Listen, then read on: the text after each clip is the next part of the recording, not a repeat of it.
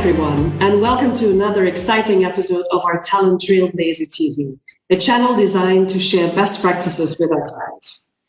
Today's episode is part of a series of thought leadership that highlights how to successfully manage talent acquisition partnerships and how to maximize results. I'm here today with Jason Phillips, the Senior Vice President of People Experiences at Cisco, and our very own Amy Laymon, who is our Vice President responsible for the global relationship between Randstad and Cisco. Welcome to the both of you, and it's really great to have you here today. Thank you. Great to be here. So first of all, Jason, I know that today you are the Senior VP of People Experiences at Cisco, but I'm curious to understand what is your background? And if possible, could you also give us a fun fact about yourself? Sure. I'm actually going to talk holistically about the background. It's 3 chapters: military, getting out of the military, and today. On the today side, I spent the last 4.5 years here at Cisco across 3 roles. First, I was our Global Chief of Staff. Then I moved into picking up talent acquisition and what we call HR operations, where I was really accountable for the digitization of how HR works in the employee experience. And then today I run what's called People Experiences, which is the core scale delivery engine for all of our human resources globally across 98 countries. Before that, big stint in consulting. Before that, actually spent 11.5 years total in the Marine Corps, which leads into my fun fact. I've jumped from an airplane successfully because I'm here 110 times. That's indeed a very fun fact. I don't know many people who've done that before you, so congratulations with that. And Amy, we've known each other for the longest time, but could you share some of your background with our audience? Yep, great. Thanks, Tania. So as you mentioned, I'm the Vice President of the Enterprise Group supporting the Cisco account. I have actually worked with Randstad for 20 years, which is crazy to say out loud. I have been supporting the Cisco account since 2010 and have had 14 different roles over those 20 years. A fun fact about myself. So I have bungee jumped 7 times, so not as close of 110, and I'm still here today as well. I associate a trip to New Zealand in our future. I understand why you 2 like each other. That's right. So let's start with some of the questions. Jason, when you are selecting a partner, how do you make sure that the culture of your partner and the values align with the culture and the values of Cisco? Yeah, that's a really, really good question. 3 things are most important. Is there going to be able to be a level of trust in the relationship to allow us to truly work fundamentally different? Can we actually achieve some level of transparency, which in my mind also requires a different level of access, at least from my side / the customer side to either Randstad or any other partner? And third, is there the ability of that organization to actually not just know how to innovate, but actually truly innovate in the space?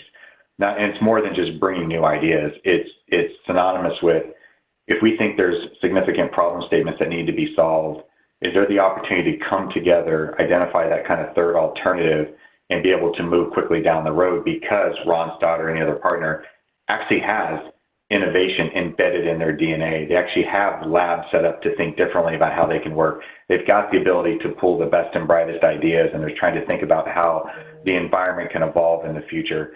So that trust, that transparency, and that ability to innovate is absolutely critical, because without it, you can just grab any supplier down the street, right?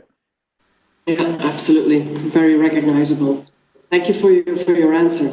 And Amy, you have been involved in the journey with Randstad and Cisco.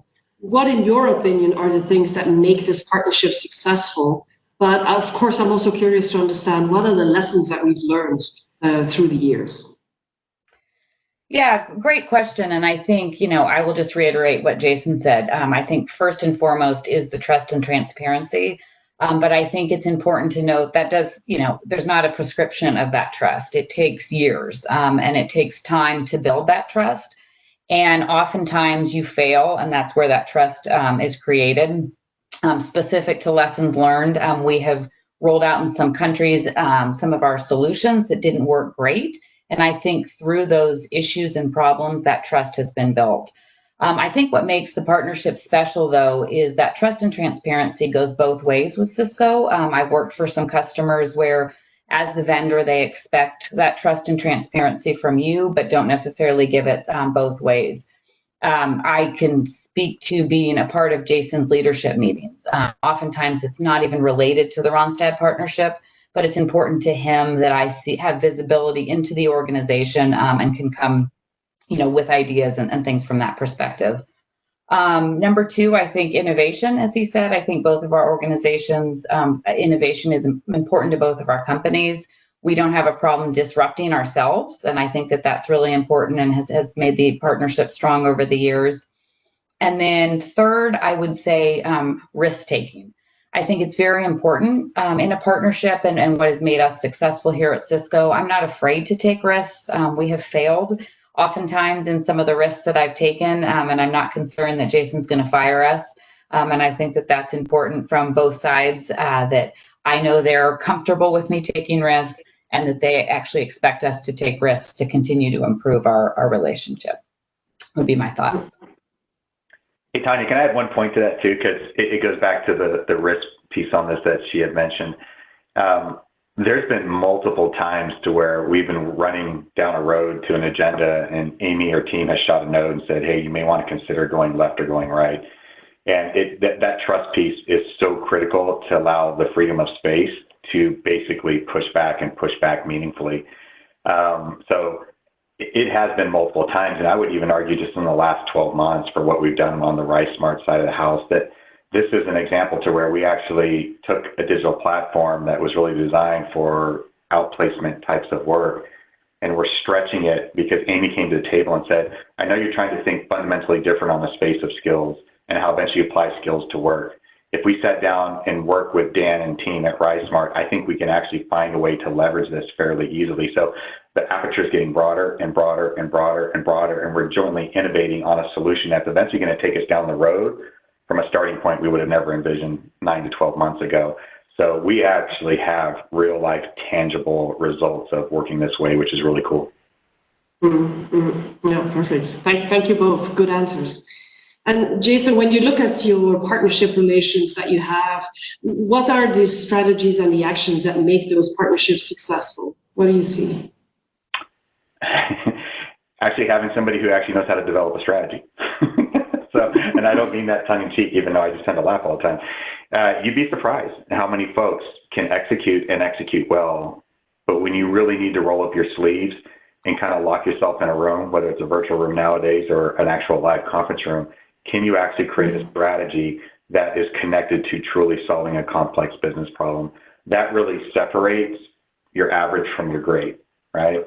And that's the relationship that we have, and that's the capability that I have. Amy has positioned Cisco so well, and this really has been Amy. This hasn't been anything Jason's done. Amy has positioned us so well. I know at any point in time I can get access to any leader, any solution set across the globe. That access allows us to critically solve and put strategies in place that we know we can actually move to.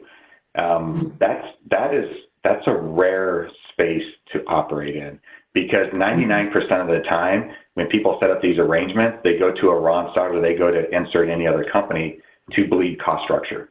That's why the relationship exists. Our relationship exists to actually jointly work together to solve problems, to innovate in a space that at times really hasn't had a lot of innovation, and put the strategies in motion so we can actually solve for it. So it's a unique space. I like to say, when we started on this journey 4+ years ago, we had this big sandbox, and it was just filled with a whole lot of white sand. And now we've just been building and building and building. Now we got all these really cool sandcastles flying all the way around. But it's because we decided to work from day one fundamentally different on both sides of the equation. Yeah, and I'll just jump in and add, Tania. I think, disrupting, you oftentimes you come in as a vendor and you expect that this is what they expect from you. And I think this partnership has been great in that, hey, this isn't necessarily working. We've been doing this way. Let's look at it a different way. It may not, it may reduce our revenue. And I think that's something coming to the table that goes back to the trust, that I understand we may have to take a hit here, but in the bigger picture, long term, it will be good for both organizations. I do know that every single day Randstad wakes up trying to figure out what's best for Cisco. Not what's best for human resources, not what's best for Jason, not what's best for Amy. It's truly what's best for Cisco. And it's not just me, our entire leadership team knows that as well. That is a great space to be in because you're always going to have highs and lows in a relationship. You're going to have great years from revenue. You're going to have bad years from revenue. But the problem is that trust quotient and the relationship gets stronger and stronger and stronger. So as the revenue is going up and down, the relationship's getting tighter and tighter. At the end of the day, all boats are rising with the tide. So it's a really cool space to be in. Yeah. My next question was going to be what makes a good partnership a great partnership, but I think you've answered that question. I think it's very clear to see that it's trust is coming back a lot, and the fact that that indeed the needs of the company are more important than the needs of either companies. And I think that's something that's really great. You have something to add when we are thinking about lessons learned, going from a good partnership to a great partnership. Is there something else there that's really the X factor here? Yeah, that trust quotient just cannot be underestimated. I know that every day when I wake up, Amy and team are going to have my back and Cisco's back and my team's back. It's been demonstrated many, many times. And hopefully I know that Amy wakes up every day and her leaders know that I've got their back as well. That is, you just don't create that in the first 30 days of a relationship. It is something that has to be nurtured. Amy mentioned kind of access to the leadership team and being co-equals. It's just not Amy that's important to. Her leaders need to feel that way. Her team needs to feel that way. Her team needs to feel that every single day we care as much about them and their lives and their input and their output as much as everybody else. That's what we call Blue Badge or FTE here. So we try and foster that relationship. It's critically important because at the end of the day, everybody's trying to do what's best for Cisco. And so that trust quotient, critically, critically, critically important. And I am just shocked at how many leaders don't get that. Thank you. So the last question, what would be the three tips, the three takeaways that you would like to share with our audience, something that they can also take back to their organizations? Yeah, this is probably good to answer from both sides because I think Amy's perspective and my perspective, although maybe 50% aligned, there may be a little bit of a delta, but for me, it's the three that I started with, I'll close with. If you're going to go and have a truly effective and productive relationship, you've got to care about that trust quotient. Nurture it, foster it, develop it, and broaden it. Second, you've got to build transparency in the relationship, but you can't have transparency unless you have trust. So you start with trust, but then you got to have that transparency on all fronts. And then choose a partner and build the ability to innovate. Because if you can't innovate in the space of talent acquisition, or quite frankly, anywhere you're delivering, you're not going to change anything. And Amy mentioned multiple times the ability for us to come to the table and just disrupt each other's processes. There's not a month that goes by where I'm not telling Amy, I can't believe y'all work this way. Why don't you do 1, 2, 3, 4, 5? And then Amy will come up to us and say, I can't believe you're working this way. Do you think about 1, 2, 3, 4, 5? That innovation space has been built on years of trust and transparency, but we know that we're free to innovate on all fronts. So trust, transparency, innovation are my three without a doubt. Yeah, perfect. Yeah, thank you so much. Thank you, Jason. Thank you, Amy. Thank you for your time today. I really appreciate this. And we are looking forward, of course, to sharing all your views with our global audience. So thank you so much for today. Thanks, Tania. Thanks.